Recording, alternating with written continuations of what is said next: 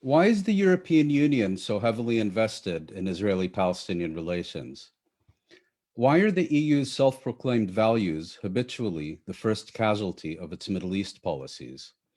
Welcome to Connections, the Arab Studies Institute's interview program on current events, policy questions, and new ideas.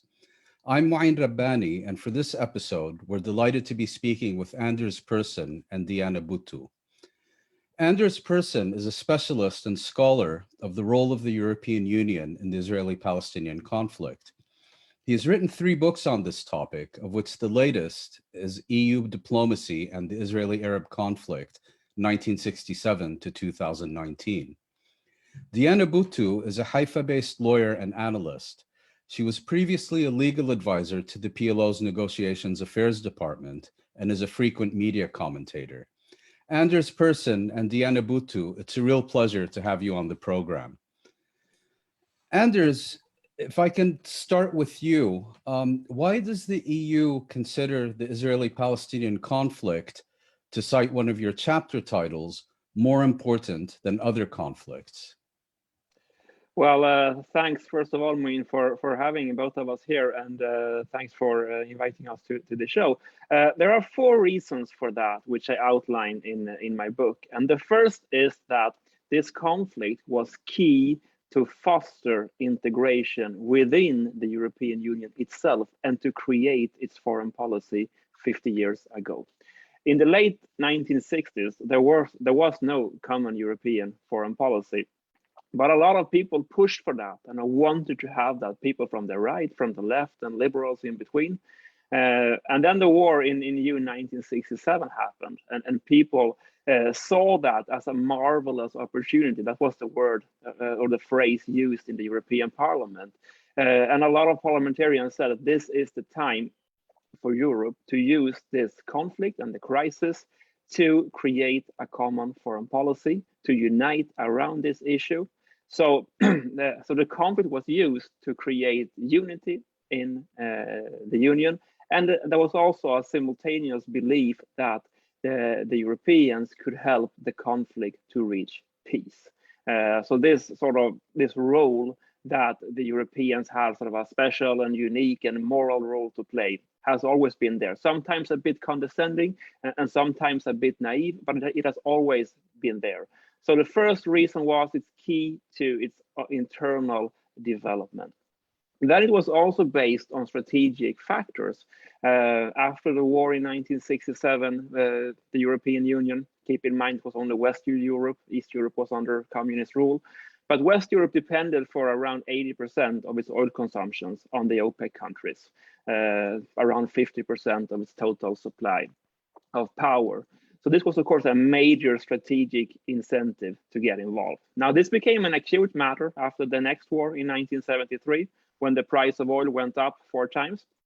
So what happened then was that massive sort of transferring of wealth from Europe and the US and parts of Asia to the OPEC countries created an increase in trade of 1,000% between Europe and the OPEC countries in the 1970s. So you had oil, energy, trade, later on also security issues. The 1973 war was very, very destabilizing, and there were risk of superpower confrontations and all of this. Later on came the issue of terrorism and refugees. So these are sort of some of the strategic factors involved.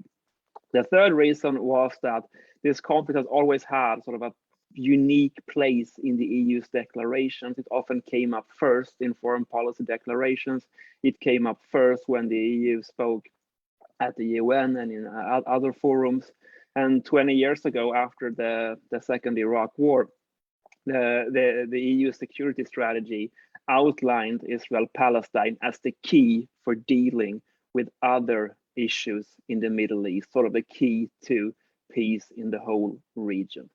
And the fourth reason is that the EU is part of the conflict through its close economic and political relations with Israel and its massive financial backing of the Palestinian Authority.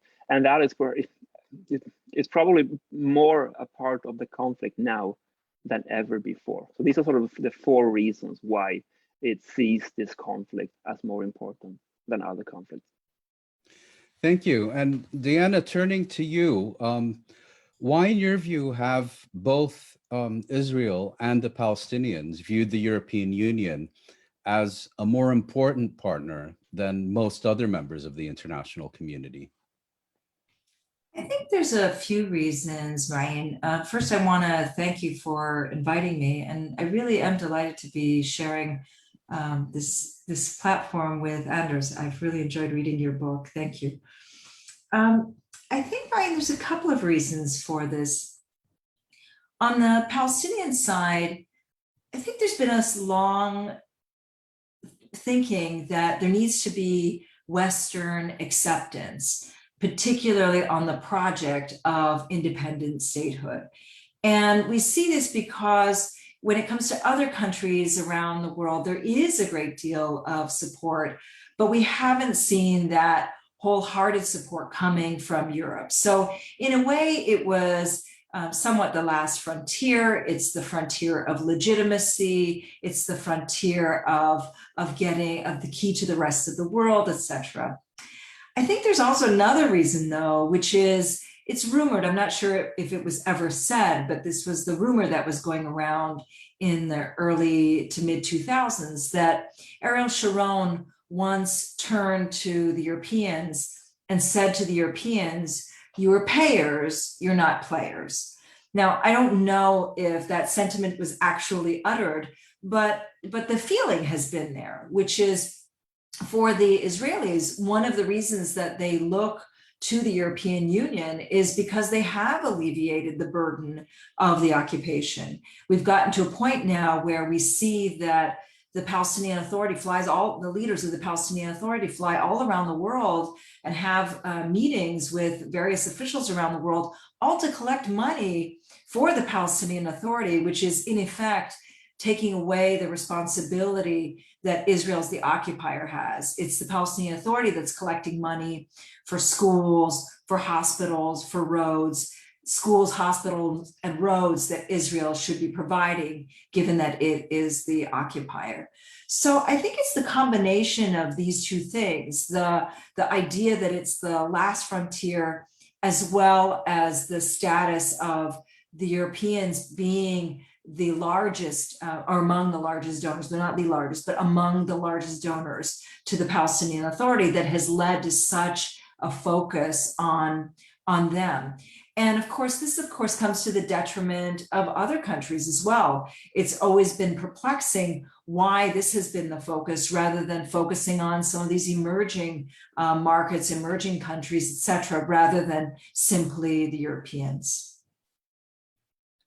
Thank you. And Anders, if I could pick up on something in your previous answer, because it also comes up prominently in your book, which is that you make the argument that the European Union has used the Israeli-Palestinian conflict, the question of Palestine, to strengthen the development of a common foreign and security policy. And I guess the next question becomes, to what extent has this initiative, in fact, been successful? Well, I think it's fair to say it was successful for many years, both when it comes to sort of looking at it from the European perspective and also when it comes to sort of from a more regional perspective. The EU was and still is very proud for having, in their own words, sort of developed the parameters for a two-state solution over the past 50 years. And this begins with legitimizing the Palestinians after the 1973 war. First, I mean, in the EU's first declaration here on the conflict, they only spoke about the Palestinians as refugees.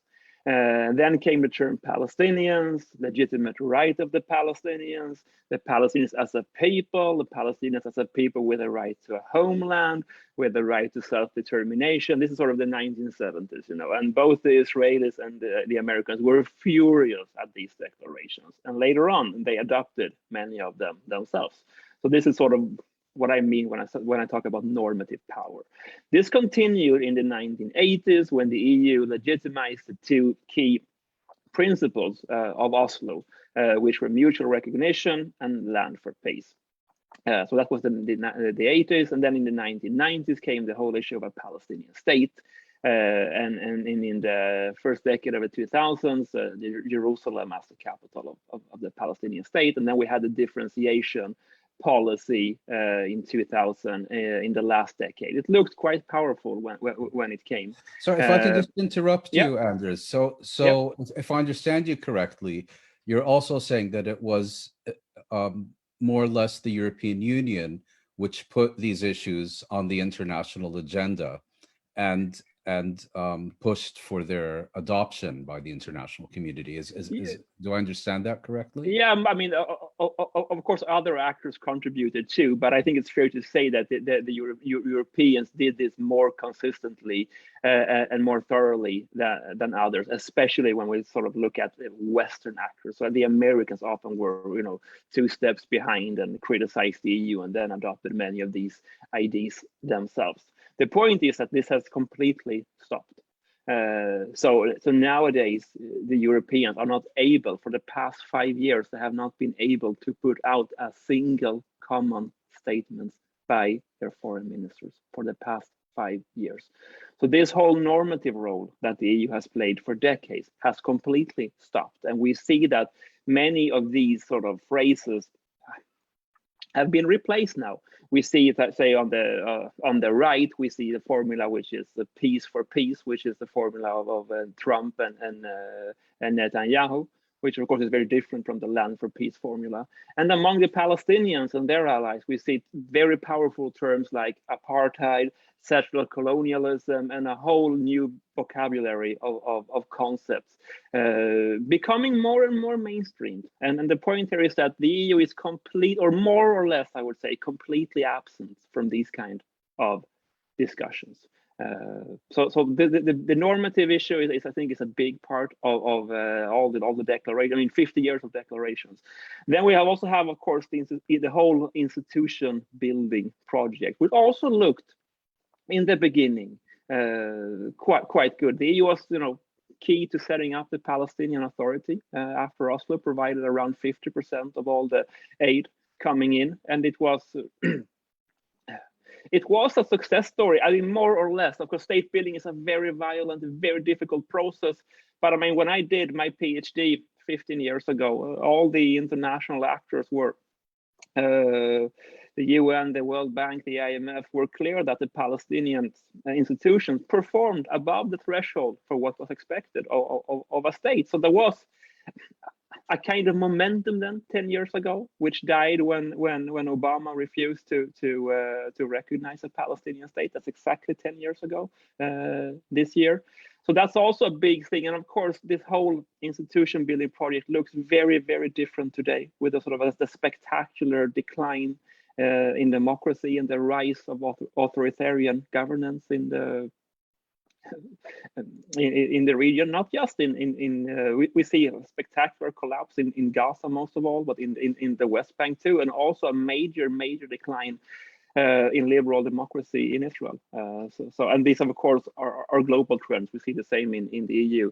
I guess a third sort of thing worth mentioning here is that European officials often say that things could be worse without them. And the argument that they put forward is that they have saved the Palestinian Authority from collapsing after the second Intifada. But I mean, again, looking at the situation today, I mean, I'm not sure how many Palestinians that actually would like to have the PA saved. So things look, of course, very, very, very dark today. And that also, of course, also sort of changes, the whole role of everything that the EU has been doing here for the past 5 decades. And Deanna, what have been the consequences for the Palestinians of the Europeans seeking consensus on policy towards this issue, both in the positive and the negative sense? And maybe to pick up where Anders left off, that consensus has not been possible within the EU during the past 5 years. And I presume the main reason is that you now have these radically pro-Israeli European governments in Hungary and Poland and elsewhere that have been blocking the continued formulation of a common European position. It's a great question, Mouin. I think in part it's been that this has been a race to the bottom. that it's the lowest common denominator. And so they're willing to agree when it comes to the lowest common denominator. The fact that it took them so long to agree to the lowest common denominator says more about them than it does about Palestinians. And I think the reason they haven't been able to progress is, of course, as you mentioned, because of the right wing, but also because they can't surpass that lowest common denominator. They can certainly regress, which we are seeing, but I don't think that the way that it's formulated has allowed them to go beyond the lowest common denominator. And for example, one of the things that we've seen and one of the challenges that Palestinians have faced is that its statements are not enough. And increasingly, as Palestinians are calling for accountability, for Israel to be held accountable, we aren't even able to get even the basic statements of accountability in place by the Europeans. In fact, it's quite the contrary, where we get some individual states coming forward and expressing concern, but not taking it that step forward of pushing for accountability. And similarly, when we've seen when it comes to stopping Israeli action, we've seen that there have been some statements that, again, will come out and condemn Israeli action, but again, fall short of pushing it that one step further. So a few of the things that come to mind, for example, are Khan al-Ahmar, the attempt by the Israelis to completely ethnically cleanse Khan al-Ahmar, which is in the Jordan Valley, if I'm not mistaken. In the Jordan Valley, correct. It's a small community. It's a small Bedouin community that's located in Area C. And for that, we have statements by the prosecutor of the International Criminal Court saying that the demolition of this entire community, this entire area, could potentially be a war crime. And yet we didn't see these equivalent statements coming out from the Europeans, because the next step is to therefore hold Israel to account. So while the Europeans have been, in terms of policy, have been very good at pushing forward the Palestinian Authority, as Anders has already mentioned, there's then a block when it comes to taking it that step further, because the policy is based on lowest common denominator. And another example is, back in a few years ago, I don't remember the year now, I and others were calling for the dismantling of the Palestinian Authority, the restructuring of the Palestinian Authority. And the response that we received at the time was very interesting. They said to me that we're either in the process of building a Palestinian state, and therefore we shouldn't be dismantling it or pushing for major reform, or we're financing the occupation. And only time will be able to tell which one we are doing. And at this point, I think it's the latter and definitely not the former. But the fact that this is the trajectory, that it's simply the lowest common denominator, has been what has permeated all of these years. So, I mean, picking up on that point, I now have a question. Actually, I'd like to hear what both of you think. And Diana, maybe I'll start with you, which is that there's a general impression that in the 70s and 80s, let's say prior to Oslo, European governments, and for that matter, the EU, generally had a more developed position on this issue than European public opinion. But what we've seen since then is the government increasingly lagging behind European public opinion, which has shifted towards an increasing recognition that there's essentially a colonial issue here that needs to be resolved, while European governments, as both of you have explained, are increasingly out of sync with the realities in the Middle East. Does this ring a bell with you, Diana?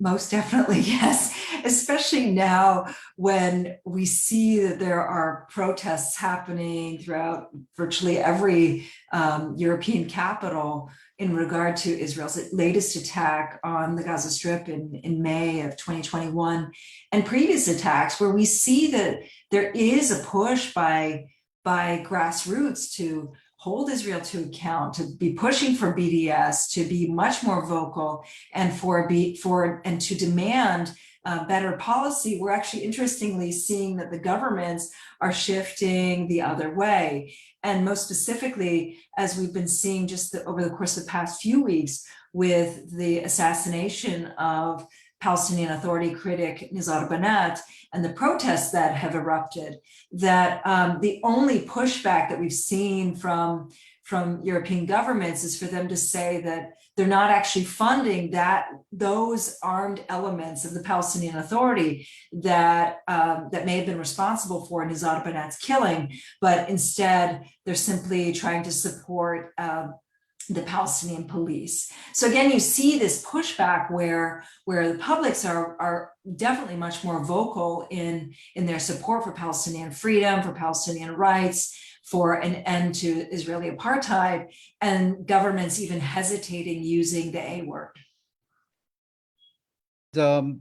Anders, turning to you, I mean, Diana's making the point that it's not only a question of European public opinion becoming much more attuned to the realities in the Middle East, but also of the governments actually regressing relative to where they were a decade or longer ago. And you mentioned how Palestinians are increasingly resorting to terms like apartheid and settler colonialism and so on. But we've also seen these increasingly being used within Europe by people who are concerned with this issue. Yes, that's right. And there's also, I mean, I can pick up on a few things that Diana Please. spoke about. And I mean, I first would say, I mean, a lot of my research has been about sort of these normative things around phrases and stuff like that. And it's important to note that sort of opposition to Israel's settlements and to the occupation more generally is probably the most consensus-oriented issue of all in international politics. I often challenge my students and anyone else I talk to come up with an issue that has more support than opposition to Israel's settlement. And nobody has ever succeeded in that. And I mean, much more support than anything else, still, even after Trump and Netanyahu. But of course, that hasn't translated to anything on the ground. On the contrary, the situation is much worse after 40 years of settlements. So this whole sort of Noam Chomsky argument that sort of you build, you try to build consensus and change people's perceptions. I mean, I'm not sure it applies here at all. I mean, the issue here is not sort of to inform people, to reach out. The challenge, of course, is how do you confront this, and that applies both for the Europeans and for the Palestinians to formulate effective strategies for confronting something we believe that is unjust. So it goes so much beyond sort of the whole, building the consensus and public perceptions. And I also think that we underestimate the fact that the US-Israeli alliance is probably the most powerful political, diplomatic, military, and economic alliance that the world has ever seen. It was even more so when Trump and Netanyahu were in power, but still very powerful. And that is, of course, sort of the issue behind a lot of things here. Just imagine, for the sake of argument, that Trump or Biden now would wake up one morning and say, it's enough with those Israeli settlements. It's time, for the Israelis to get out of there. Of course, nobody in Europe knows a right-wing crackpot would protest against that. Of course, no one in Germany would say, well, it's too sensitive because of, the Holocaust. I mean, so what's standing in the way here is, of course, the political, diplomatic, economic, and all the kind of backings that the US gives to Israel. This is the elephant in the room. Can I just interrupt and say, if I understand you correctly, are you saying that the issue of Israeli settlements and Palestinian rights is not considered sufficiently important for Brussels and in European capitals to pick a fight with Washington about? No. That if they're going to have issues with Washington, they'll reserve their political capital for trade or whatever, but not. Is that what you're trying to say? Exactly. And there are a couple of examples of this in history. For example, in the 1970s, when the EU talked about all this kind of, when this progressive diplomacy evolved, Nixon said, to the Europeans, and I quote him in my previous book, that you cannot go against the Americans on issues that are fundamental for American diplomacy when we are protecting you, in Europe with NATO. You can't do that. So just drop it. And again, we see the same things come back when it comes to, say, recognition of a Palestinian state. What most or every European leader support this, but what they are afraid of is, of course, the American reaction, and that they don't have a green light from the Americans. Now, I know this from sort of personal experience that when Sweden did that in 2014, their reactions were very, very mild from the Americans, which of course all Swedish officials saw as a sort of informal green light to do it. And this is of course also a lesson. Now, of course, it's a different time now with Biden, but I think there is a lesson to be made there. Also, I also think it's important that Palestinians sort of recognize the implications of the rise of the far right in Europe, which I think are severe for the Palestinians in a way that, it might not be that, it might be difficult sort of to grasp it when you are not living here, as I do. But I mean, to make a long story short, I think the whole sort of politics of intersectionality and identity politics have been very favorable for the Palestinians in the US. We see sort of a whole new sort of framework developing, many new allies, a completely new language, very favorable in general. And something, which will be very interesting to follow in the future. But the weird thing now is that sort of the US is becoming much more pro-Palestinian rapidly, whereas Europe is going in the other direction, which would have seemed crazy just a decade ago. And also on account of identity politics. Yes, for sure. I mean, I can give you a couple of examples. I mean, the far right is sort of falling around 20-25% in many West European countries, a little bit depending on the countries. Now, what's happening here is that when they sort of emerge, and some of them have an anti-Semitic past, and they need to clean that up. So they become pro-Israeli to reach the highest office, because you can't do that if you are sort of openly brown skirts. And then they sort of push their anti-Semitism over to Muslims and the left and say, we are not the anti-Semites, these are.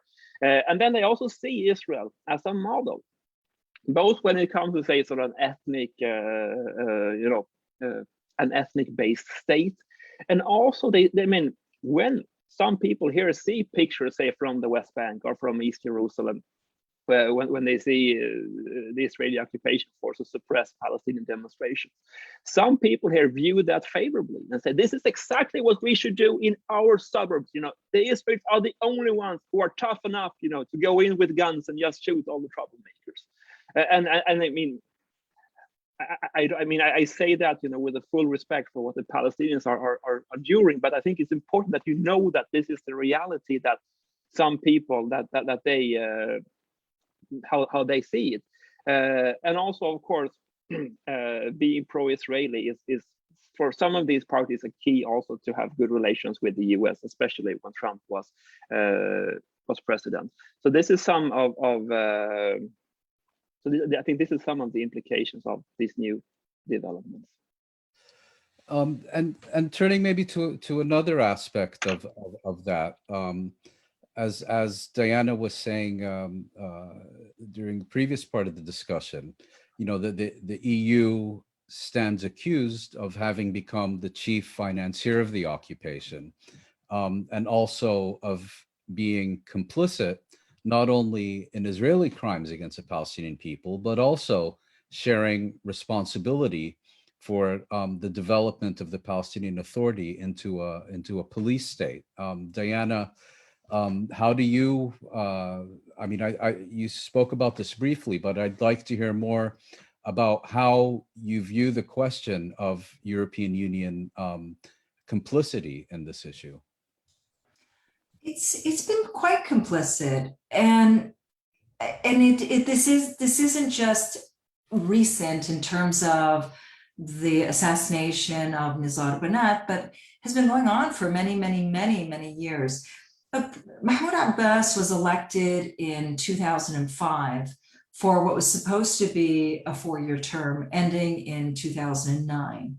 And then we had our parliamentary elections in 2006. They were supposed to go for, again, 4-year term with new elections in 2010. And here we are in the year 2021, and we haven't had new elections, but it's not just a question of new elections, Brian. It's been even beyond that. Our parliament, the Palestinian Legislative Council, has not met. They haven't even sat in the same room since 2007. So effectively, you're talking about 14 years of the Palestinian Legislative Council not even meeting. Now, in December of 2018 was when Mahmoud Abbas finally repealed parliament and indicated that he was going to have elections. But that was 11 and a half years later, after the parliament was no longer meeting in March of 2007. So all of this time, we've seen that laws have just been passed through presidential decree. They're all considered to be temporary laws.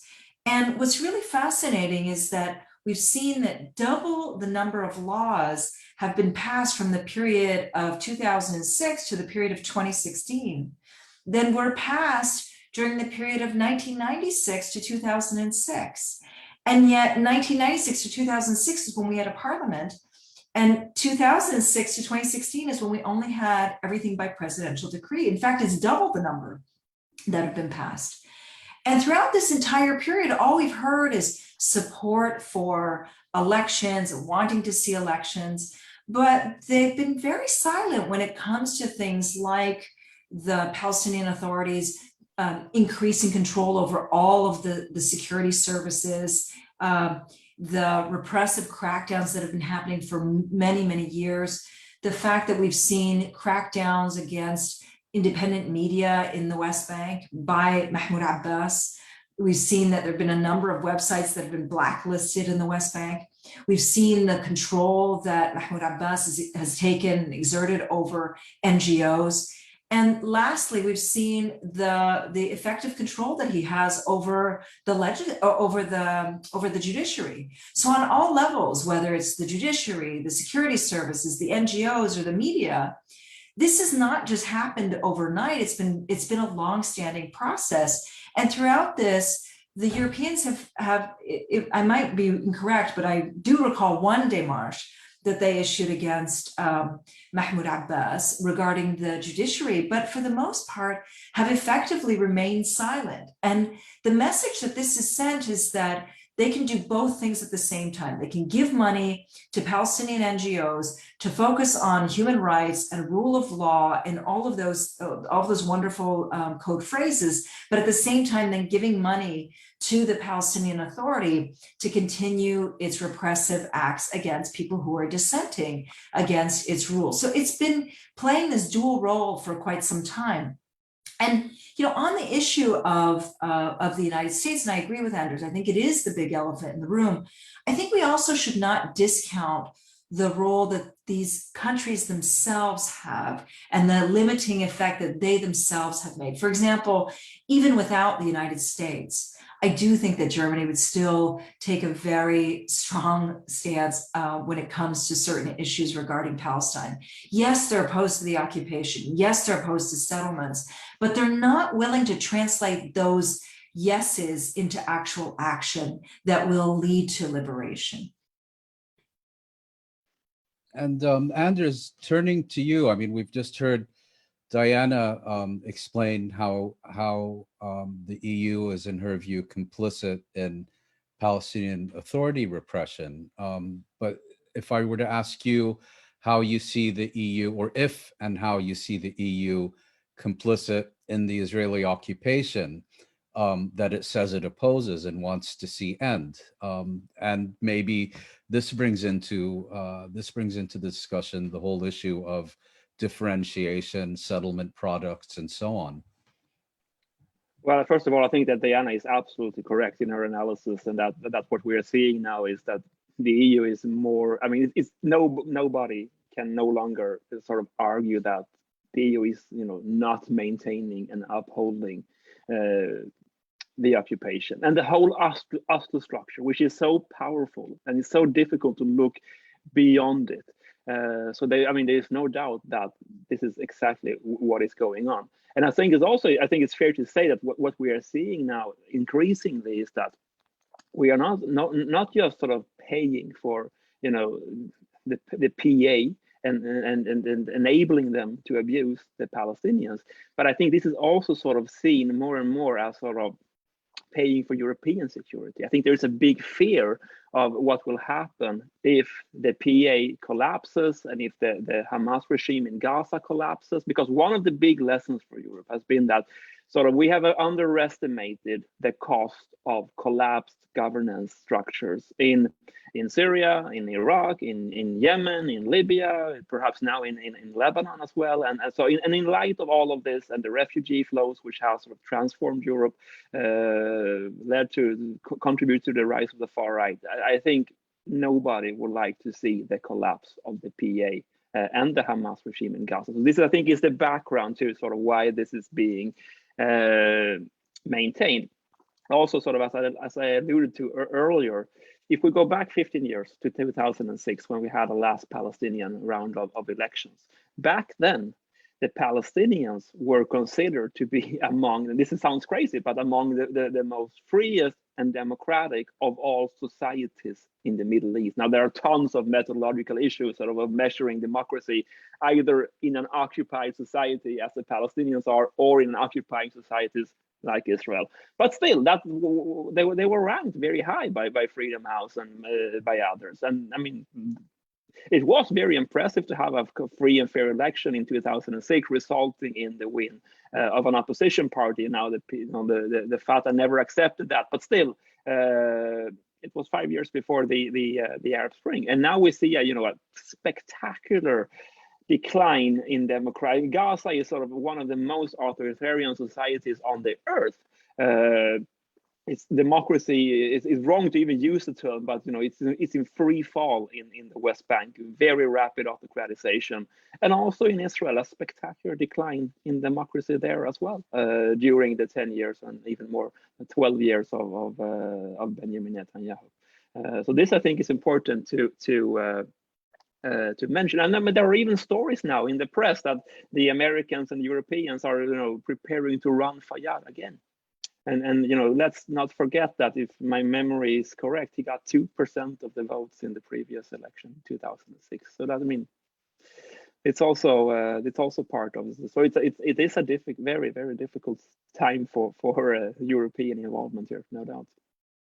Well, we're coming to the conclusion of our discussion, and maybe as a final question, I'd like to ask each of you what you think people who are concerned with the issue of European policy should be focusing on, and what are the one or two issues that you consider kind of litmus tests through which we can get a better understanding of the direction in which European policy is heading. And Anders, maybe I'll start with you on this one. Mm. Well, a lot of sort of students here in Europe are studying the rise of Asia now, for all the given reasons. Sort of both sort of theoretically, what does it mean, the China, and how does it grow, and all of this. I think that in my next project, will study the decline of Europe. Both sort of theoretically, what does it mean, a smaller, poorer, less wealthy European Union? And what does that mean sort of when it comes to policy? When there isn't any policy anymore. We haven't seen any statement for the past 5 years on Israel-Palestine. And also what it means is sort of in the region. I think that is sort of one of things that is interesting to study. Now that can change. I mean, absolutely. We have seen sort of ups and downs. So it's possible that it will change. I think a lot of things will be possible after Corona. And of course, all the bad democratic trends that we see in Europe too, they can be reversed. So that, I mean, we should never give up on hope. But I think the whole issue of the decline of Europe is, I think, important to study. Then, of course, looking more locally at the Palestinians, we here in Europe. If I can interrupt you, because several times you've referred to the EU being unable to formulate a statement during the past 5 years. Could you maybe say a few words about why that is so?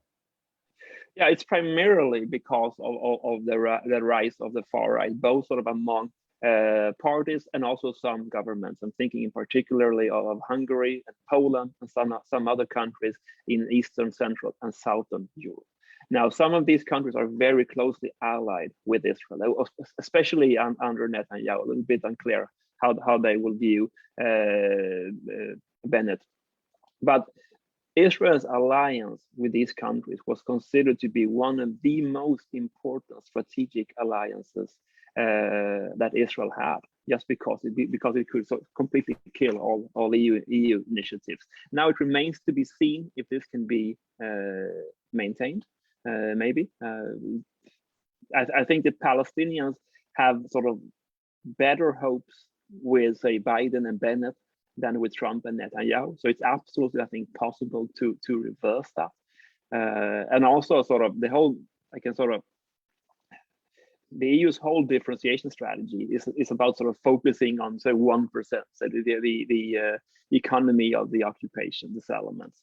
Whereas people like Nathan Thrall, who you have had on your show, is, of course, entirely right when he says, well, the big story is the 99%, Israel and all its governments, institutions, and all the companies that are dealing with the occupation directly or indirectly, than just focusing on the 1%, which is the settlements. So I think that kind of discussions are important to have. And I can also add one thing which is very interesting to study in the Palestinian society is that for decades we hear, or for years we hear in Europe, said, okay, you need to have a strategy for confronting the Israeli occupation, and maybe they have that now, because for the first time in many years, I feel that the Palestinians have a certain momentum. They have developed a strategy around Jerusalem, which seems to be very effective, at least in uniting Palestinians, creating new allies. I think the social media campaign around Sheikh Jarrah was very successful. And if there are young students sitting here and looking for topics to write about, that is a very good topic to investigate how it came about and why it was successful when previous strategies were not. And so there is a lot of things, I think, going on in the Palestinian society, which can potentially be very, very powerful. We might be in the beginning of a paradigm shift with normatively when it comes to strategies, all kinds of things. But again, the big question is, of course, can this be sustained? And can this be translated into effective strategies on the ground for, say, preventing evictions, house demolitions, stopping settlement? That remains to be seen. But we may be in such a moment. Thank you. And Diana, the last word goes to you.